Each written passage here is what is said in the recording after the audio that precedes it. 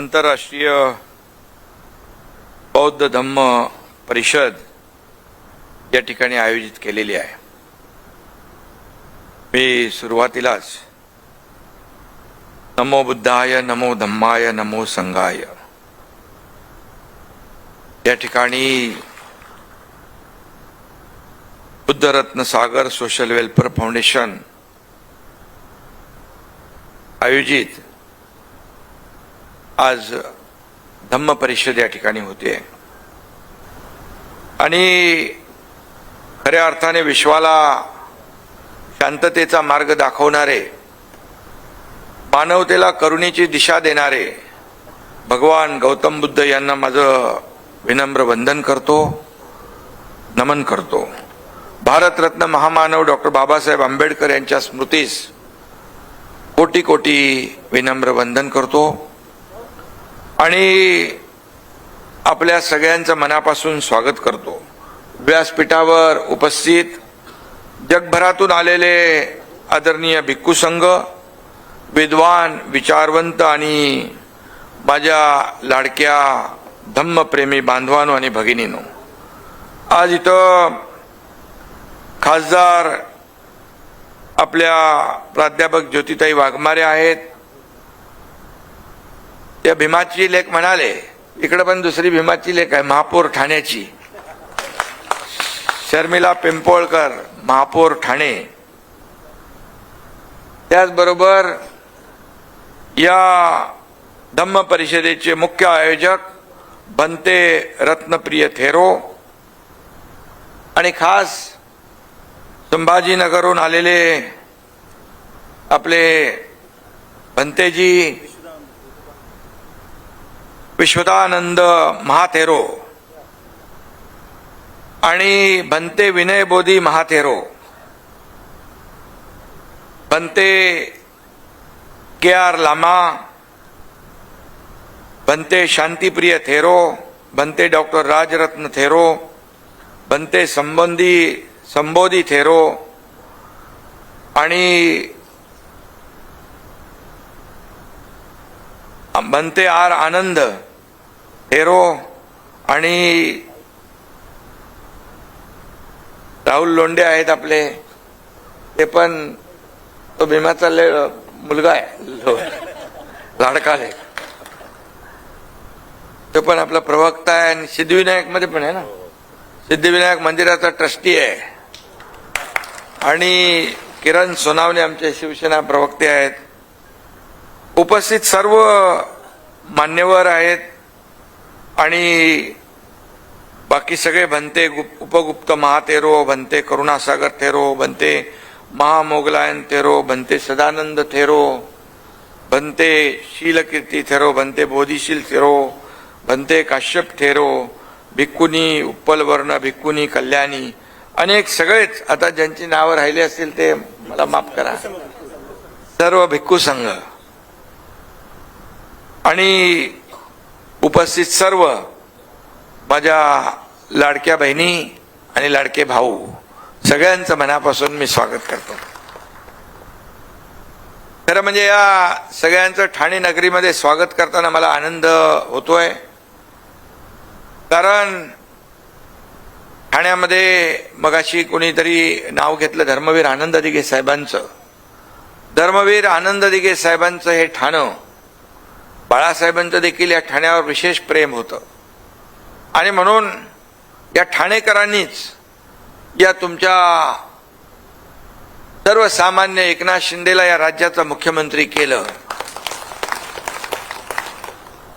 आणि त्याचा मला सार्थ अभिमान आहे आणि म्हणून ठाण्याच्या या पवित्र नगरीमध्ये ही आंतरराष्ट्रीय बौद्ध धम्म परिषद होते याचा मला विशेष आनंद आहे। खरं म्हणजे सम्राट अशोकाच्या काळात ठाणे जिल्ह्याच्या याच भूमीमध्ये भगवान गौतम बुद्धांच्या शिकवणीचा मोठा प्रसार झाला होता। खरं म्हणजे सातवाहन काळात बौद्ध धर्म खूप भरभराटीस आला होता। त्या काळातही कान्हेरी लेणी, पूर्वीचं सोपारा म्हणजे आताचं नाला सोपारा, इथं आजही प्राचीन स्तूप आणि शिलालेख आहेत. त्यामुळेच ही परिषद ठाण्याच्या भूमीत होते याचा आपल्या सगळ्यांनाच विशेष आनंद आहे. खूप खूप आनंद आहे आणि समाधान आहे. आणि सगळ्या भिक्खू संघाच्या या इथं येण्याने ठाण्याची भूमी देखील पावन झाली असं मी म्हटलं तर वावगं ठरणार नाही. आणि म्हणून धम्म चळवळीच्या प्रवासामध्ये धम्म परिषदांना अत्यंत महत्वाचं स्थान आहे. आज ही भव्य आंतरराष्ट्रीय बौद्ध धम्म परिषद या ठिकाणी होती आहे. याचे संयोजक म्हणते रत्नप्रिय थेरो यांच्या पुढाकारानं भिक्खू संघाच्या सानिध्यामध्ये होते. त्यांचे अनेक सर्व सहकारी इकडे बसलेले आहेत.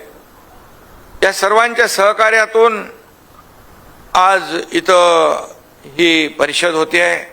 मगाशी आपले रत्नप्रिय थेरो यांनी प्रमोदचं नाव घेतलं, राहुलचं नाव घेतलं. अनेक कार्यकर्त्यांनी यामध्ये सहभाग घेतलेला आहे. या आयोजनासाठी मी आयोजकांचं मनापासून अभिनंदन करतोच आहे आणि मनापासून सगळ्यांचं स्वागत देखील मी केलेलं आहे. या परिषदेमध्ये खऱ्या अर्थाने भिक्खू संघाला संघदान करण्याची संधी या ठिकाणी प्राप्त झाली. हे मला स्वतःला मी भाग्यवान समजतो. आणि खऱ्या अर्थाने संघदान ही केवळ परंपरा नसून ती बुद्धांच्या शिकवणीप्रती कृतज्ञता आणि समर्पणाची भावना आहे. आणि म्हणूनच याला अधिक महत्व आहे. मला हे भाग्य लाभलं याचा मला विशेष आनंद आहे. आणि ही संधी या ठिकाणी माझ्यासारख्या कार्यकर्त्याला प्राप्त झाली त्यामुळे मी आपल्या सगळ्यांचा ऋणी आहे. या परिषदेमध्ये बुद्धरत्न हा अत्यंत मानाचा पुरस्कार मला आपण दिलेला आहे. या गौरवाबद्दल देखील, या मानाच्या पुरस्काराबद्दल देखील मी आपल्याला मनापासून धन्यवाद देतो, मनापासून आपले आभार मानतो आणि स्वतःला मी हा पुरस्कार मला आपण दिल्याबद्दल भाग्यवान देखील समजतो. या पुरस्कारामुळे आणखी माझी जबाबदारी वाढलेली आहे. खरं म्हणजे अनेक पुरस्कार प्राप्त होतात, अनेक गौरव प्राप्त होतात, परंतु जेव्हा जेव्हा जे पुरस्कार प्राप्त होतात, गौरव प्राप्त होतात, त्यामुळे ज्याला तो मिळतो त्याची जबाबदारी आणखी वाढते. कारण शेवटी अशा प्रकारचे पुरस्कार समाजाचे विविध भागामध्ये, विविध क्षेत्रामध्ये चांगलं काम करणाऱ्या कार्यकर्त्यांचा सन्मान होत असतो. आणि म्हणूनच अशा प्रकारचे पुरस्कार जेव्हा पाठीवर शाबासकीची थाप मिळते त्यावेळी आणखी चांगलं काम लोक करतात, आणखी प्रेरणा मिळते, त्यांना ऊर्जा मिळते आणि समाजामध्ये चांगलं काम करणाऱ्यांची संख्या वाढते. ही समाजाची आणि काळाची गरज आहे. आणि म्हणून आपण दाखवलेल्या विश्वासाला कदापि तडा जाणार नाही हा विश्वास मी आपल्याला देऊ इच्छितो इथं. आणि महाकवी वामनदादा कर्डक यांच्या शब्दात एवढंच सांगतो, मी वादळ वारा, मी भीमपुत्र आहे, मी वादळ वारा, मी भीमपुत्र आहे, मी बुद्धांचा अनुयायी, शांतीचा दूत आहे. मी मुख्यमंत्री असताना त्याचा उल्लेख आपण केला. वर्षा बंगल्यावर पवित्र वर्षावास आयोजित करण्याची संधी मला मिळाली. भोजनदान, धम्मदान आणि चिवरदानाचं भाग्य मला लाभलं. त्यावेळेस माझ्याकडे वेळ कमी होता, परंतु मी आपले सगळं कार्यक्रम बघितल्यानंतर मी अगदी शेवटपर्यंत त्या कार्यक्रमाला थांबलो. सगळे कार्यक्रम थोडे बाजूला ठेवले. त्याचा आनंद आहे मला. आणि म्हणून महाराष्ट्राच्या आजवरच्या इतिहासात आपण उल्लेख त्याचा केला की पहिल्यांदाच मुख्यमंत्र्यांच्या निवासस्थानी बुद्ध वंदनेचे सूर घुमले. हे देखील महाराष्ट्राने, देशाने पाहिले. तो दिवस माझ्यासाठी आनंदाचा आणि अभिमानाचा होता. आणि म्हणून मी सांगतो, बौद्ध हा केवळ धर्म नसून एक महान सामाजिक सिद्धांत आहे. बौद्ध धर्म ही एक क्रांती आहे. आणि फक्त धार्मिक क्रांती नाही तर सामाजिक आणि राजकीय क्रांती होती. बुद्धाच्या धम्म प्रवचनासाठी नव्हे तर आचरणासाठी आहे. बुद्धाचा खऱ्या अर्थाने आपण धम्म म्हणजे दुःखातून मुक्ती मिळवून देणारा मार्ग, सजीवांच्या कल्याणासाठीचा शाश्वत मार्ग, मानवी जीवनातील दुःखाचं कारण शोधून त्यावरचा उपाय म्हणजे धम्म. सत्य, अहिंसा, करुणेवर आधारित जीवन जगण्याचा मार्ग म्हणजे धम्म. आणि म्हणून धम्म हा केवळ एक धर्म नाही, मानवी मूल्ये, शांती, समतेचा पाया आहे. बुद्धांचा धम्म हे मानव मुक्तीचं तत्वज्ञान सांगणारा आहे आणि हा धर्म सदाचाराची शिकवण देणारा आहे. त्याचा उल्लेख आपण केलाय. धम्माशिवाय मानवी कल्याण अशक्य आहे, अशा प्रकारची भावना आपल्या सगळ्यांची आहे. धम्म याचा अर्थ जगण्याचा मार्ग म्हणजे वे ऑफ लाईफ असा होतो. भगवान गौतम बुद्धांनी आपल्याला जगण्याचा मार्ग शिकवला. तो मार्ग दाखवण्यासाठी 14 ऑक्टोबर 1956 रोजी महामानव डॉक्टर बाबासाहेब आंबेडकर यांनी धम्म दीक्षा घेतली. लाखो लोकांना समानतेचा आणि स्वाभिमानाचा मार्ग मिळवून दिला. बाबासाहेबांनी आपल्याला केवळ संविधान दिलं नाही, तर या मातीला बुद्धांचा धम्म पुन्हा मिळवून दिला. आणि बाबासाहेबांमुळेच माझ्यासारखा एक सर्वसामान्य कार्यकर्ता या राज्याचा मुख्यमंत्री होऊ शकला. एक सर्वसामान्य घरातली आमची लाडकी बहीण ज्योतिताई वाघमारे थेट राज्यसभेच्या खासदार झाल्या. आमची इथं बसलेली दुसरी बहीण शर्मिलाताई हे ठाण्याचं महापौर पद त्यांना मिळालं. अशा अनेक अनेक अनेक उदाहरणं देता येतील. आणि म्हणून आपण नशिबान आहोत की आपल्याला बुद्धांपर्यंत पोहोचवण्यासाठी बाबासाहेब आंबेडकरांसारख्या प्रज्ञावान महामानवाचा आधार आपल्याला मिळाला. खऱ्या अर्थाने बाबासाहेबांनी जेव्हा बुद्ध आणि त्यांचा धम्म हा ग्रंथ लिहिला तेव्हा त्यांनी नव्या भारताची पायाभरणी केली होती. बुद्धांचा धम्म हा विज्ञानावर आधारित आणि मानवतेचा कणा आहे. आणि म्हणून या निमित्ताने चळवळीतील विशाल उशीर यांची एक कविता आठवते. बुद्ध पेरला की बाबासाहेब उगवतो. बुद्धाने पेरलेलं बीज दलितांच्या हृदयात रुजलं, शोषितांच्या रक्तात मिसळलं, अस्पृश्यांच्या अश्रूमध्ये भिजलं. बुद्धाने दिलेला धम्म बाबासाहेबांनी जगवला. बुद्धाने दिलेला प्रकाश बाबासाहेबांनी पसरवला. आणि ज्या धम्माने जगाला शांतता दिली त्याच धम्माने बाबासाहेबांनी दलितांना मुक्ती दिली. आणि म्हणून त्यामुळेच कवी म्हणतो बुद्ध पेरला की बाबासाहेब उगवतो. हे विशाल उशीर यांचं कवितेतली ओळ आहे. बाबासाहेबांचे उपकार आपल्याला कधीही विसरता येणार नाहीत. आणि म्हणून त्याचबरोबर आज आम्ही जेव्हा सरकार म्हणून काम करतो, बाबासाहेबांची ही समता, स्वातंत्र्य, बंधुता आणि त्रिसूत्री आमची मार्गदर्शक आहे. या त्रिसूत्रीवरच आम्ही आमचा कारभार करतो. हाच विचारांचा वारसा महायुती सरकार जीवापाड जपत आहे. अनुसूचित जाती आणि नवबौद्ध घटकांसाठी असणाऱ्या योजनांचा लाभ शेवटच्या माणसापर्यंत पोहोचवून सामाजिक न्यायाचं तत्व आपल्याला जपलं पाहिजे. ते जपण्याचं काम आपण करतोय. धम्मात नैतिक आचरण, मानसिक शिस्त म्हणजे शील आणि समाधी आणि शहाणपण म्हणजे प्रज्ञा यावर भर दिला जातो. थोडक्यात धम्म म्हणजे स्वतःचं मन शुद्ध करून मानवी जीवनातील दुःख दूर करण्यासाठी योग्य आचरण करणं हेच आहे. आणि म्हणून मुळात धम्मचिंतन हे ठराविक वर्गासाठी नसून ते वैश्विक आहे, सगळ्यांसाठी आहे. आणि त्याचं आचरण सगळ्यांनी केलं पाहिजे. ज्यांना ज्यांना विश्वाचं कल्याण व्हावं वाटतं, जगात शांतता नांदावी असं वाटतं, अशा सर्वांसाठीच ही आजची धम्म परिषद महत्वाची आहे असं मी या ठिकाणी सांगू इच्छितो. आणि म्हणून आज जगभरातील शांतता आणि स्थैर्य धोक्यात आहे. आपण पाहतोय कुठे इराण, इस्रायल, अमेरिकेचं युद्ध सुरू आहे. सीमांवर तणाव आहे. निरपराध नागरिकांचं जीवन उद्ध्वस्त होत आहे. वाईट याचं वाटतं. लहान लहान मुलांचे देखील बळी जात आहेत. आपण मानवता विसरून चाललो आहोत. युद्धाच्या झळा संपूर्ण जगाला सोसाव्या लागतात. अशा काळात भगवान गौतम बुद्धांची शिकवणच जगाला वाचवू शकते. काय म्हणाले होते भगवान बुद्ध? द्वेषाला द्वेषाने संपवता येत नाही, प्रेमानेच तो शांत होतो. हे भगवान गौतम बुद्धांची शिकवण आहे. पण हा संदेश फक्त पुस्तकात वाचण्यासाठी नाही, तर तो आचरणात आणण्यासाठी आहे.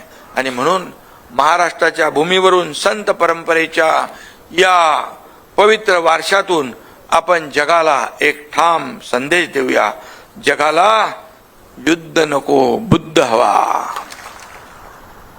आणि म्हणून भौतिक सुखाच्या मागे धावण्याची फार मोठी स्पर्धा जगभरात सुरू आहे. फास्ट फूडच्या जमान्यात आपल्याला सगळं काही फास्ट हवं असतं, पण या धावपळीमध्ये मानसिक सुख, मानसिक स्वास्थ्य आणि मानसिक शांतता कुठेतरी हरवून जाते आहे. अशा वेळी गौतम बुद्धाने दाखवलेला शाश्वत मार्ग हा जगाला तारणारा आहे, हे आपण लक्षात घेतलं पाहिजे. आणि आपण देवतांची, महापुरुषांची जयंती, पुण्यतिथी साजरी करतो, पण गौतम बुद्ध, बाबासाहेब आंबेडकर यांचे विचार जिवंत ठेवणं आणि आचरणात आणणं हीच त्यांना खऱ्या अर्थाने आदरांजली आहे, असं मी या ठिकाणी सांगू इच्छितो. आणि म्हणून जगात बौद्ध धम्मा इतका विवेकनिष्ठ आणि बुद्धिनिष्ठ धर्म नाही. नीती नियम त्यांनी आखून दिले नाही. मी सांगतो तसे वागा, मी सांगतो तसं जगा, कृती करा तर तुम्ही बौद्ध, असे त्यांनी कधी म्हटलं नाही. हा त्यांचा मोठेपणा आहे. आणि म्हणूनच उलट भगवान बुद्ध सांगत, मी सांगतो म्हणून तुम्ही डोळे झाकून तसे अनुकरण करू नका. तुम्ही तुमच्या पातळीवर त्याची सत्यता तपासा आणि मग त्याचं अनुसरण करा. ही त्यांची शिकवण आहे. आणि म्हणून या ठिकाणी मी आपल्याला एवढंच सांगतो की जेव्हा आपल्याला ही आपली संस्कृती सांगते, आपला धर्म सांगतो, जगाला युद्ध नव्हे तर बुद्ध दिला, तर त्या संस्कृतीचं रक्षण हे सुद्धा कर्तव्यच ठरतं. आणि म्हणून तथागतांनी म्हटलं होतं, अत दीपो भव, स्वतःचा प्रकाश स्वतः व्हा. आणि म्हणून आपण बुद्धाला केवळ मूर्तीत न शोधता त्यांच्या विचारात शोधलं पाहिजे. कर्मकांडाच्या जाळ्यात अडकण्यापेक्षा आचरणामध्ये शुद्धता आणणं हाच खरा धर्म आहे, धम्म. आणि म्हणून मी आपल्याला एवढंच सांगतो, आपण जेव्हा अडखळतो, हतबद्ध होतो, तेव्हा आपल्याला बुद्धच मार्ग दाखवतो. आणि त्यामुळे गौतम बुद्ध हे आपल्यासाठी तेजस्वी दीपस्तंभासारखा आहे, एवढंच या प्रसंगी सांगतो. आणि जाता जाता 4 शब्द मी आपल्याला सांगतो. ना तलवार की धार से, ना गोलियों की बौछार से दुनिया बदलेगी तो सिर्फ बुद्ध के विचार से. जहाँ नफरत है वहाँ प्यार का एहसास बनो. जहाँ नफरत है वहाँ प्यार का एहसास बनो. खुद को दीपक बनाकर तुम जग का प्रकाश बनो. आणि म्हणून मी आज आपल्याला भंतेजी मनापासून धन्यवाद देतो, मनापासून आपलं अभिनंदन करतो. आपण हा कार्यक्रम आयोजित केला. आणि एवढंच सांगतो, जाता जाता पुन्हा एकदा मी जेवढे सर्व लोक आले त्यांचं मनापासून स्वागत करत असताना मला एक आनंद विशेष आहे की फक्त महाराष्ट्रातले नाही, देशभरातून, जगभरातून लोक इथं आलेले आहेत. जगभरातून लोक सब यहाँ पर उपस्थित है, इथे समोर उपस्थित आहेत. या सगळ्यांचं मनापासून मी स्वागत करतो. आणि या ठिकाणी आत्मज्ञान, करुणा, शांती आणि सत्याच्या मार्गावर चालण्यासाठी कायम या ठिकाणी प्रेरित करते. आणि म्हणूनच मी पुन्हा एकदा आपल्याला जाता जाता एवढं सांगतो, न कोई ऊंचा न कोई नीचा उन्होंने समता सिखाई. न कोई ऊंचा न कोई नीचा उन्होंने समता सिखाई. गुलामी की जंजीरों को तोड़कर स्वतंत्रता दिखाई. जब जब डूबी ये दुनिया अज्ञान के अंधेरे में, जब जब डूबी ये दुनिया अंधेरे के अज्ञान के अंधेरे में, बुद्ध के ज्ञान ने ही हर बार सुबह दिखाई. धन्यवाद. पुन्हा एकदा मी सगळ्यांना मनापासून खूप खूप शुभेच्छा देतो. मनापासून आपल्याला धन्यवाद देतो आणि पुन्हा एकदा आयोजकांचं मनापासून मी अभिनंदन करतो आणि सगळ्यांना शुभेच्छा देतो. नमो बुद्धाय आणि सर्वांनाच जय हिंद, जय महाराष्ट्र, जय भीम.